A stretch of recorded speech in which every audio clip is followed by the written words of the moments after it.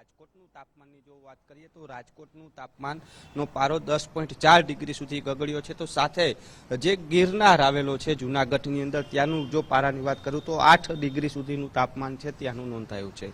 Rajkot racecourse ring રોડના આ દ્રશ્યો છે કે જ્યાં વહેલી સવારથી જ લોકો જોગિંગ અને વોકિંગ કરતા હોય છે, પરંતુ જે રીતના ઠંડીની અસર જોવા મળી રહી છે તે ક્યાંક અસર છે તેની લોકોમાં પણ જોવા મળી છે. કારણ કે એક સમય એવો હતો કે 8-9 વાગ્યા સુધી આ રોડ છે તે પેક જોવા મળતો હોય છે, પરંતુ જે ઠંડીની અસર છે તે રાજકોટ વાસીઓમાં છે તે પણ જોવા મળે છે અને ક્યાંક રાજકોટ વાસીઓ ઘરની બહાર નીકળતા પણ અચકાઈ રહે છે. કારણ કે જે રીતના ઠંડીનો પારો ગગડ્યો છે ને તેની અસર છે તે પણ જોવા મળે છે લોકોમાં. કારણ કે રાજકોટ રેસકોર્સ રિંગ રોડ છે તે ભરચક વહેલી સવારે 5 વાગ્યાથી જોવા મળતો હોય છે, પરંતુ આજે ક્યાંક તેની અસર છે તે અલગ જોવા મળી છે.